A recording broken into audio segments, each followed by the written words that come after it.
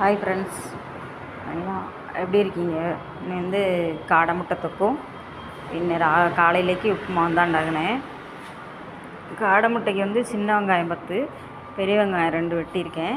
கருவேப்பிலை 2 தக்காளி வெட்டியிருக்கேன். அதுக்கப்புறம் ஒரு அடுப்பில் உப்புமாவுக்காக கொஞ்சோண்டு வெங்காயம், கருவேப்பிலை, பச்சை மிளகா போட்டு இந்த நெய்யும் ஊற்றி உப்புமாவுக்காக இது பண்ணி அடுப்பில் வச்சுட்டு, அடுத்ததில் கடுகு, இது வெந்தயம் பொடிச்சு வச்சுருக்கேன். அந்த பொடி தான் போட்டிருக்கேன்.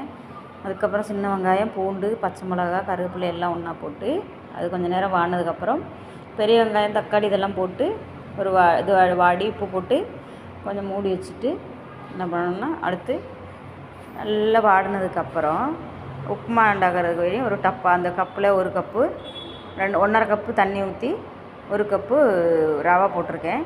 போட்டு கிண்டினேன். அது பாருங்கள் எவ்வளோ பொலன்னு எவ்வளோ நல்லா இருக்குன்னு. காலையிலேக்கு சாப்பாடுக்கு உப்புமா உண்டாக்கிட்டு மத்தியானத்துக்கு காடை முட்டை தொக்கு தான் வச்சேன். அது எல்லோரும் அது மாதிரி வச்சுருக்கேன். எல்லோரும் செஞ்சு பாருங்கள். கண்டிப்பாக இன்றைக்கி யாருமே சப்போர்ட் பண்ண மாட்டேங்கிறீங்க. நம்ம இவ்வளோ வீடியோ போடுறோம், யாருமே சப்போர்ட் பண்ணலையே அப்படிங்கிறப்போ ஒரே சங்கடமாக இருக்குது. எல்லோரும் சப்போர்ட் பண்ணுங்கள். கீழே இருக்கவங்க மேலே இருக்கவங்கள கை தூக்கி விடணும், அதுதான் நல்லது. யாருமே கை தூக்கி விட மாட்டேங்கிறீங்க. எல்லோரும் சப்போர்ட் பண்ணுங்கள். கண்டிப்பாக உங்கள் சப்போர்ட் எனக்கு வேணும்.